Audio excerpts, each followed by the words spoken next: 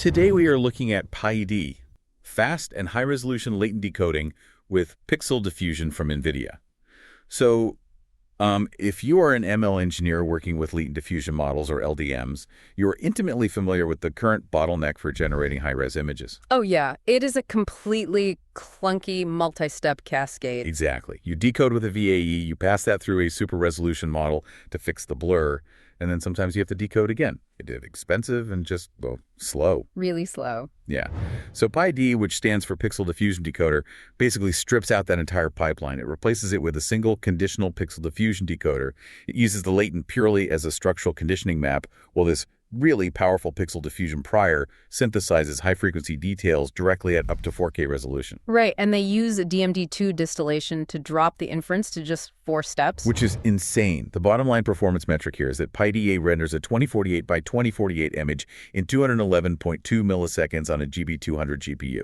It completely redefines the whole latent to pixel interface. I mean, we are looking at a drastic reduction in latency and memory overhead. But beyond the speed, PiD introduces this novel sigma-aware gating mechanism. All right. Yeah, this allows the decoder to accept partially denoised latents, meaning you can trigger early termination of your base LDM, which saves even more compute on the generation side without sacrificing the final high-res output. So to really appreciate the mechanics of PiD, we have to look at the flaw in the standard paradigm, right? Like VAE decoders, even highly optimized ones, are fundamentally tied to reconstruction objectives. Yeah, they map a compressed latent space back into pixel space by minimizing a reconstruction loss, like an L1 or L2 distance. Right. And neural networks have a well-documented structural bias. So when you train a VAE with standard reconstruction losses, it learns to approximate the low-frequency information first. You know, the general colors, basic shapes, global illumination. It aggressively penalizes large structural deviations, but it's pretty forgiving of high-frequency emissions. Exactly. So when you push a standard VAE to decode at 4K, it just doesn't have the generative capacity to hallucinate the missing details. Skin pores, fabric weaves, individual leaves, it just gives you this blurry approximation. Because it's basically acting as a literal translator, right? It decodes the exact tokens it was given. Yeah. And if the high-frequency data was lost during the initial compression into the latent space, the VAE just can't put it back. Which is exactly why developers have to hire a second poet, so to speak. You know, you rely on the decode then upsample cascade. You take the blurry VAE output, feed it to a completely separate super resolution DM, and ask it to hallucinate the missing textures. But that cascade approach just stacks latency and multiplies the memory footprint. Every time you pass a massive pixel array between discrete models, you incur this huge I/O and compute penalty. And errors cascade, too. Oh, absolutely. If the initial VAE decoding introduces a subtle artifact, like, I don't know, a weird grid pattern in a shadow, the super res model will often misinterpret that as a real feature. And just amplify it into a glaring hallucination. Yeah, right. But wait, hasn't recent work tried pixel space denoising, like epsilon VAE or SSTD? Why not just use those? Well, those exist, sure, but they hit a hard scaling wall. They just don't scale to 4K generation because they lack the capacity to act as a true generative prior.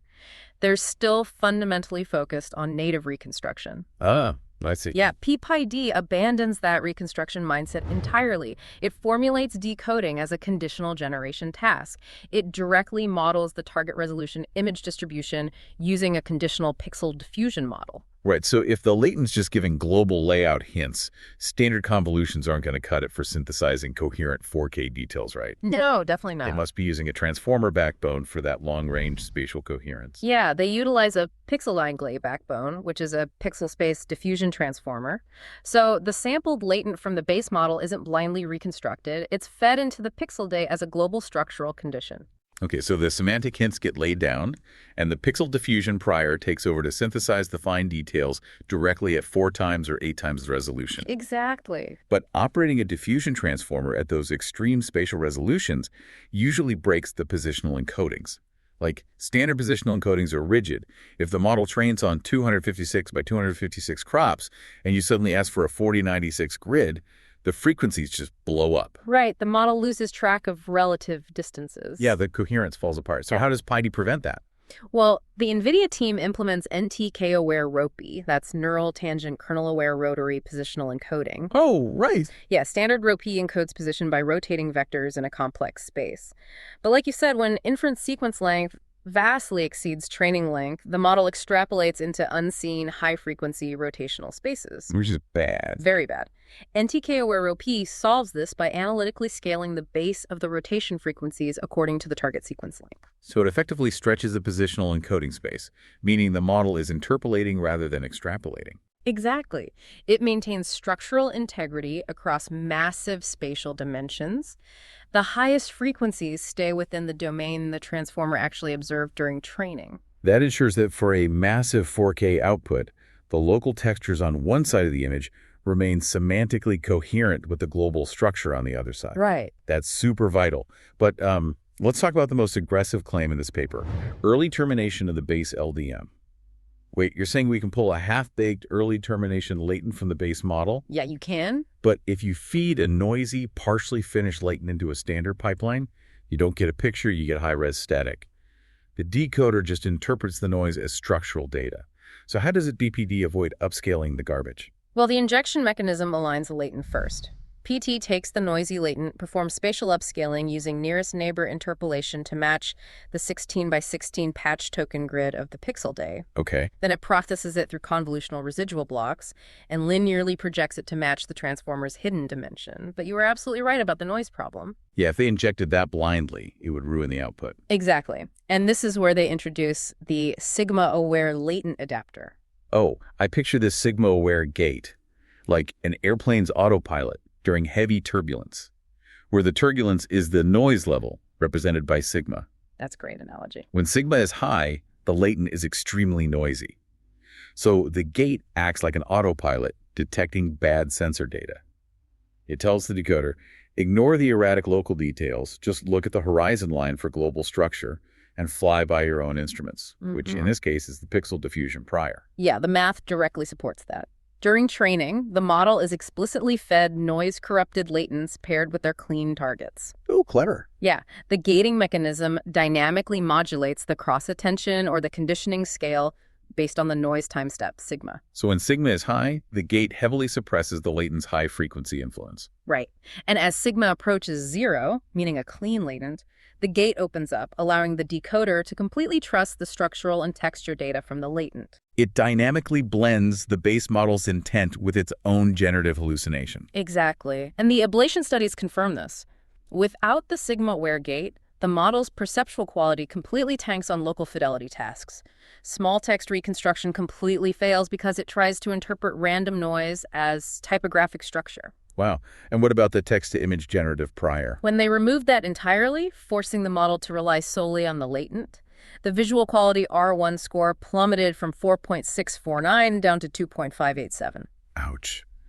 So the sigma-aware gate perfectly handles the noise at inference, but that requires the model to natively understand exactly what high-resolution reality looks like versus what noise looks like, right? Yeah. Getting a model to learn that at 4K usually takes an eternity. How did they actually train this without melting their GPU clusters? Well, they utilized a two-stage training process governed by a rectified flow objective. Okay, rectified flow. Yeah, it sets up an ordinary differential equation that maps the noise distribution to the data distribution along a straight line. Straight trajectories are computationally cheaper to simulate during training, and they allow for much faster sampling during inference. Because the model doesn't have to navigate some curved, complex path through the latent space. Exactly. So stage 1 focuses entirely on training the pixel diffusion prior in pixel space. They used 2.6 million high-quality images, but they filtered them using Q-align. Oh, Q-line is fascinating. It doesn't just score an image based on subjective beauty. It acts like an MLLM-based technical judge, explicitly penalizing images with JPEG compression artifacts, motion blur, or sensor noise. Right. They ensure the model's baseline understanding of reality isn't corrupted by digital artifacts. Smart. They also instituted aspect ratio bucketing during this stage. Because a major problem with scaling to high-res is handling diverse aspect ratios, 16 by 9, 4 by 3 vertical formats. If you just crop or stretch the data to a square grid, the model learns distorted spatial relationships. Exactly. By bucketing the dataset into specific aspect ratios and training the network to handle dynamic sequence lengths, PiD natively decodes rectangular formats without introducing weird stretching anomalies. Okay, so once that pristine pixel prior was established, stage 2 involved jointly fine-tuning the diffusion backbone and the latent injection modules. This is where it learns to read those noisy latents using the sigma-aware gate. Right. But the real performance flex here is getting the inference down to just 4 steps. Yeah. They use DMD2, right? Distribution matching distillation. Yeah, DMD2 is a massive leap forward for distillation. Traditional distillation often just tries to match the exact step-by-step output of a heavy teacher model. But DMD2 introduces a secondary objective that minimizes the divergence between the student's generated distribution and the actual real data distribution. So it compresses a 50-step teacher model into a 4-step student model. Exactly. And the paper points out this really counterintuitive result. The 4-step student actually surpasses the 50-step teacher in generated latent decoding quality. How does running a model faster result in a higher fidelity image? Well, it acts as a powerful regularizer. When you decode a latent generated by a base model, that latent inherently contains subtle algorithmic artifacts.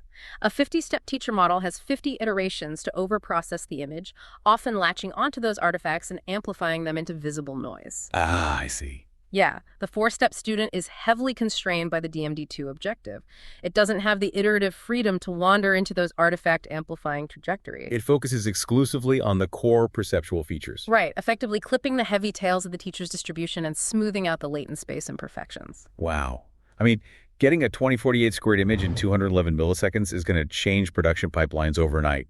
On a consumer RTX 5090, it does it in under 1 second with just 13 GB peak memory. Which is incredibly accessible. But if this architecture is tightly coupled to just one type of base model, say Stable Diffusion 3, its utility is bottlenecked. Does PiD require a standard VAE latent space to function? Actually, no, not at all. PiD treats the input purely as a spatial conditioning signal, making it entirely agnostic to the latent space's origin. Oh, wow. Yeah, it successfully decodes dense semantic representations like DIOV2 features. Right. DynoV2 is a self-supervised vision transformer that outputs rich semantic maps. It understands object boundaries, depth, part relationships, but it doesn't output pixel colors. Exactly. PiD takes that pure semantic soup and hallucinates the photorealistic pixels to fill it in. That is wild. It also decodes latents straight from FLUX.1 dev and FLUX.2 dev. The visual examples in the paper are just staggering. Yeah. Like that Z image prompt for a harvest symphony. Oh, yeah, that one's great. The base prompt asks for a cinematic scene of scarecrows in a cornfield playing violins with crows in the audience. The standard VAE decode produces the scene, but the high frequencies are total mush. The textures just blend together. Okay. But the PD 4K decode hallucinates the exact physical properties. You see the individual fibrous stalks of straw on the scarecrow's hands, the rough grain of the wood on the conductor's stand, even the atmospheric scattering of light around tiny glowing fireflies. The FLUX.1 dev example of the weathered fisherman is also incredible. It really demonstrates its semantic understanding of texture. At 4096 by 4096 resolution, a traditional Cascade upsampler often fails on human skin. Yeah, because it lacks global context, though it applies generic smoothing algorithms, turning weathered skin into smooth plastic. Exactly. But PDD resolves the deep, asymmetrical wrinkles on the fisherman's face and the micro-textures of the feathers on the seagull on his shoulder. It understands what weathered skin should look like based on the semantic condition, rather than just mathematically upscaling nearby pixels. Visual examples are incredible, sure, but they are anecdotal. As researchers, we know you can cherry-pick a great seed. If we were evaluating 4K perceptual quality, standard math metrics usually fall apart. How did NVIDIA rigorously benchmark this to prove it wasn't just hallucinating a few lucky textures? Well, standard metrics like PSNR, peak signal-to-noise ratio, and SIM, structural similarity index, are fundamentally flawed at 4K. Right. PSNR calculates pixel-by-pixel differences. So if PD generates a highly realistic microscopic skin pore, but that pore is shifted exactly 1 pixel to the left compared to the ground truth, PSNR penalizes it massively. It creates a double penalty problem, where a blurry image often scores higher than a perfectly sharp but slightly shifted image. Right. So to capture true human perceptual preference, NVIDIA utilized closed-source multimodal large language models as impartial judges. Okay, so they built an evaluation pipeline using Gemini 3 Flash, GPT 5.5, and Claude Opus 4.6. And they've forced the models to evaluate sharpness, fine texture, noise, compression artifacts, and edge halos. Yeah, and they explicitly told the models, you must pick a side, no ties. They also tracked the consistency rate to ensure the MLMs weren't just hallucinating their preferences. The two-round A-B swap. Exactly. They would present image A and image B, ask for a winner, and then swap the images in a second round. If the MLLM consistently chose the PiD output regardless of its position, it validated the choice. That's a brilliant way to eliminate order bias. Yeah. And the results validate everything we've discussed. Gemini gave PiD a 90.1% win rate over the NVSR1 baseline. Against LUA, PiD achieved a 99.4% win rate. The qualitative output from the MLLMs is even more telling, honestly. They explicitly identify the exact flaws we expect from cascaded baselines. Yeah, the appendix includes a Claude Opus evaluation of a red hoverboard on a street at sunset. Claude noted that PiD exhibited superior fine texture detail on the asphalt surface, the tire treads, and the hoverboard's glossy body, generating natural-looking grain. Right. And then it criticized the NVSR1 baseline for noticeable over-smoothing across the road surface, noting it created an artificial leather-like texture. It even identified stair-stepping and blocking artifacts around the buildings, calling the output plasticky. That leather-like texture is the classic signature of a super-resolution model guessing at high-frequency detail based on a blurry input. The PiD pixel diffusion prior natively understands the statistical distribution of real asphalt, so it doesn't have to guess. So if you are building generative pipelines, PiD is a clear signal to rethink the decode then upsample cascade. You get faster iteration times, significantly lower latency, and incredibly high fidelity 4K generation directly from your latents. Yeah, and because of the sigma-aware gate, you can feed it noisy, partially denoised latents, save compute on your base model, and still pull photorealistic results out the other side. The efficiency gains are undeniable. But the implications stretch further, right?